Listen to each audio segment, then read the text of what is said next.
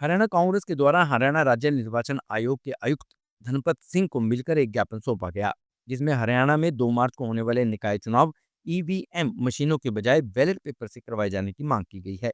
इसके अलावा हरियाणा में एससी एसटी रिजर्वेशन को लेकर ज्ञापन भी सौंपा गया है, जिस पर हरियाणा राज्य निर्वाचन आयोग के आयुक्त धनपत सिंह ने कहा है कि हरियाणा में निकाय चुनाव ईवीएम मशीनों से ही करवाए जाएंगे। हरियाणा कांग्रेस के प्रदेश अध्यक्ष उदयभान सिंह और अन्य कांग्रेसी नेताओं के साथ ज्ञापन दिया गया था। हरियाणा राज्य निर्वाचन आयोग के आयुक्त धनपत सिंह ने कहा कि हरियाणा कांग्रेस की तरफ से एक डेलीगेशन उनके पास आया था। हरियाणा कांग्रेस के प्रदेश अध्यक्ष की अध्यक्षता में उनसे मिला था। उन्होंने कहा कि ईवीएम मशीनों में आए दिन शिकायतें रहती हैं और निकाय चुनाव ईवीएम मशीनों के बजाय बैलेट पेपर से करवाए जाने की मांग की गई थी। चुनाव आयुक्त धनपत सिंह ने कहा कि उन्होंने अपने मांग पत्र में यह भी कहा था कि उत्तराखंड की तरह यहाँ भी बैलेट पेपर से चुनाव कराए जाएं। उन्होंने खुद ही अपने मांग पत्र में यह चीज लिखी थी कि ईवीएम मशीन है, इसलिए इंट्रोड्यूस नहीं की गई थी क्योंकि यह सुपीरियर टेक्नोलॉजी एडवांस है। उन्होंने कहा कि ईवीएम मशीनों के समय की बचत होती है और उन्होंने कोई ठोस प्रमाण नहीं दिया कि ईवीएम मशीन से बाहर से कोई छेड़छाड़ हो सकती है और ना ही ईवीएम मशीनों को बाहर से कंट्रोल किया जा सकता है। भारत निर्वाचन आयोग में भी कई बार यह मामला उठ चुका है और सुप्रीम कोर्ट में भी यह मामला गया था और सर्वोच्च न्यायालय ने भी यह कहा था कि संदेह के आधार पर किसी टेक्नोलॉजी को बंद नहीं किया जा सकता। धनपत सिंह ने कहा कि बैलेट पेपर से समय बहुत लगता है और कई बार वोटों की गिनती में भी गड़बड़ी हो जाती थी। उन्होंने कहा कि किसी तरह के कोई संदेह ना हो, इसको लेकर तसल्ली करवाई गई है। राष्ट्रीय कांग्रेस की तरफ से एक 7 सदस्यीय डेलीगेशन मेरे पास आया था, जो श्री उदय भान जी, जो हरियाणा प्रदेश कांग्रेस कमेटी के इंचार्ज हैं, वो उसको लीड कर रहे थे। उन्होंने जो ज्ञापन मुझे दिया है, उसमें उन्होंने कहा है कि जी ईवीएम्स के बारे में आए दिन शिकायतें रहती हैं और इसकी जो रिलायबिलिटी है, हैकेबिलिटी है, इसके बारे में डाउट्स रहते हैं। तो इसलिए इससे चुनाव ना करवा के और बैलेट पेपर से चुनाव कराया जाए। इस बारे में उन्होंने ये भी बताया था कि उत्तराखंड राज्य में हाल ही में जो म्युनिसिपल इलेक्शंस हुए हैं, वो बैलेट पेपर के मार्फत हुए हैं। तो हरियाणा राज्य जो निर्वाचन आयोग है, वो भी उसी प्रकार बैलेट पेपर से चुनाव कराए जाए। उन्होंने खुद अपने ज्ञापन में लिखा है कि जो ईवीएम्स हैं, वो इसलिए इंट्रोड्यूस की गई थी कि ये सुपीरियर टेक्नोलॉजी, एडवांस टेक्नोलॉजी है। तो नो डाउट जब कोई एडवांस टेक्नोलॉजी आती है और उसका यूज़ है और उसका वो इम्प्रूवमेंट है पहले के ऊपर, तो उसको अडॉप्ट करना चाहिए। उससे समय की भी बचत होती है और भी सुविधा होती है। उन्होंने कोई ऐसा ठोस प्रमाण नहीं दिया जिससे ये प्रूव हो सके कि भाई ईवीएम्स पे उनमें कोई बाहर से कोई उसमें इंटरफेयर हो सकता है, क्योंकि ना तो ये किसी आउटर नेटवर्क से जुड़ी होती हैं ईवीएम्स। ठीक है, इसको हमने लीगली एग्जामिन कर लिया है और ये इशू निर्वाचन आयोग, जो भारत निर्वाचन आयोग है, वहाँ पर भी ये कई बार उठा है और ये सुप्रीम कोर्ट ऑफ इंडिया में भी ये मसला गया था। माननीय सर्वोच्च न्यायालय ने भी ये कहा था कि सिर्फ संदेह के आधार पे कोई हम नई टेक्नोलॉजी को प्रयोग करने से नहीं बच सकते। तो चूंकि जो बैलेट पेपर है उसमें एक तो कम्बरसम है, टाइम कंज्यूमिंग बहुत है, और दूसरा आपको याद होगा कि उसमें जरा सा गलत फोल्ड हो जाए तो इंक एक से दूसरे पे आ जाती थी। बहुत रिजेक्शन ऑफ वोट्स काउंटिंग के टाइम पे बहुत ज़्यादा होती थी, कंटेंशन भी बहुत होती थी। तो ये एक इम्प्रूवमेंट है।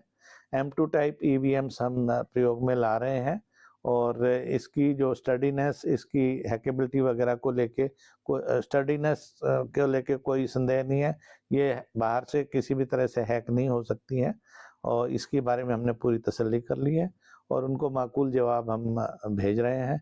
जहाँ तक जो एससी बीसी की रिजर्वेशन का सवाल है, ये राज्य सरकार के जो अर्बन लोकल बॉडीज डिपार्टमेंट है, उनके अधिकार क्षेत्र में आता है, तो इसके बारे में उनको उन्हीं से बात करनी चाहिए। हम उनको उचित जवाब आज भिजवा रहे हैं। नहीं, क्योंकि हमें ईवीएम्स जो M2 टाइप ईवीएम्स हैं जो हम प्रयोग में लाने जा रहे हैं, जून 2022 में भी जो इलेक्शन हुए थे उसमें भी हमने यही ईवीएम्स यूज़ की थी, जिसमें 18 म्युनिसिपल काउंसिल्स के और 28 म्युनिसिपल कमेटीज़ के चुनाव हुए थे और कहीं पे कोई रिपोल नहीं, कहीं पे कोई ईवीएम के बारे में कोई शिकायत नहीं, कहीं कोई इसको लेके कोई आक्षेप नहीं उठाए गए थे, ना कांग्रेस पार्टी की तरफ से, ना किसी और की तरफ से, और वो चुनाव ठीक से संपन्न हुआ था। उसके बाद अक्टूबर नवंबर 2022 में भी ये पंचायत चुनाव हुए थे, जिसमें 6219 ग्राम पंचायतें, जिनके सरपंच और पंचायत समिति जो 400 आई थिंक 30 पंचायत समिति थे, और जो 22 जिला परिषद हैं उनके वार्ड मेंबर्स के भी चुनाव यहाँ पे 143 पंचायत समितियां थी, सॉरी, और 22 जिला परिषद हैं, उनके चुनाव भी इन्हीं ईवीएम से कराए गए थे। उस समय भी ना तो कांग्रेस पार्टी की तरफ से, ना किसी और राजनीतिक दल से, ना किसी आम जनता के या किसी कंटेस्टिंग कैंडिडेट से कोई इसके बारे में कोई ऑब्जेक्शन आया था, और कोई रिपोल नहीं हुआ। चुनाव ठीक ढंग से संपन्न हुए थे, और उसी के हिसाब से जो लोग चुने गए हैं वो अपना कार्य कर रहे हैं। तो हमें इसके बारे में कोई शक नहीं है। तो इसको सुविधा को देखते एडवांस टेक्नोलॉजी होने के नाते चुनाव ईवीएम से ही करवाए जाएंगे। तो सर आज है उस हिसाब से नॉमिनेशन वहाँ पे लिए जाएंगे। तो सर जो कांग्रेस का ये भी कहना था कि 2 तारीख को मतदान हो रहे हैं और 12 को 10 दिन का जो डिले दिया गया उस पर भी ऑब्जेक्शन इन्होंने उठाई है। कहा कि पहले जो निकाय चुनाव होते थे वो उसी दिन सेम डे काउंटिंग होती थी, तो उसको लेकर भी कुछ कहा गया? नहीं, ये गलत बात है कि जिस दिन निकाय चुनाव होते थे उसी दिन काउंटिंग होती थी। हमेशा ये होता है कि देखिए, कभी भी कहीं पे भी कोई गड़बड़ी अगर हो या कुछ हो तो रीपोल उसके लिए करवाना होता है, उसके लिए प्रावधान करना होता है। अगर नहीं रीपोल होता, अच्छी बात है, कोई गड़बड़ी ना हो, कहीं से कोई इस तरह की रिपोर्ट नहीं आए, लेकिन आयोग को उसकी व्यवस्था करनी पड़ती है पहले से। तो 2 मार्च को जो बाकी सभी म्युनिसिपल कॉर्पोरेशंस, म्युनिसिपल काउंसिल्स और कमेटियों के चुनाव होंगे, चूंकि पानीपत नगर निगम की वोटर लिस्ट सूची जो है वो 19 फरवरी को पब्लिश होगी, इसलिए उनका चुनाव 9 मार्च को है। और फिर 11 मार्च को अगर कोई रीपोल पानीपत में होता तो वो कराया जाएगा, और 12 को मतों की गिनती होगी। अभी हाल ही में लोकसभा के जो चुनाव हुए थे 7 चरणों में थे, तो ऐसा थोड़ा कि पहले चरण का चुनाव की गिनती पहले कर दें, उसका प्रभाव फिर बाकी क्षेत्रों पर भी पड़ता है। इसलिए सभी जो मतों की गणना 12 मार्च को होगी, और हमने उनको आश्वस्त कराया है, अपने जवाब में भी लिखा है कि जो ईवीएम्स हैं वो प्रॉपरली सील होके पोलिंग स्टेशन से, और जो पोलिंग एजेंट होते हैं कैंडिडेट्स के, कंटेस्टिंग कैंडिडेट्स के, डिफरेंट पॉलिटिकल पार्टीज के, उनकी उपस्थिति में सील होती है। और उनको ये भी कहा जाता है कि वो अपनी वोट संख्या गिन लें कि कितने वोट पड़े हैं, अपने डायरी में नोट कर लें, और जब काउंटिंग होती है तो उस समय भी मिलान कर लें उसका, कि जो वोट जितने डले थे उतने ही काउंट हो रहे हैं। और ये ईवीएम्स जो है स्ट्रॉन्ग रूम में पुलिस प्रोटेक्शन के तहत रखी जाती हैं। डबल लॉक सिस्टम होता है, सील होती है। सील भी जो पॉलिटिकल पार्टीज और जो कंटेस्टिंग कैंडिडेट्स हैं उनके सामने लगाई जाती है। वो चाहे तो अपनी भी सील उस पर लगा सकते हैं, और जब काउंटिंग के लिए निकाली जाती है तो उस समय वो देख सकते हैं कि सील्स इंटैक्ट हैं कि नहीं, ईवीएम्स की सील्स इंटैक्ट है कि नहीं।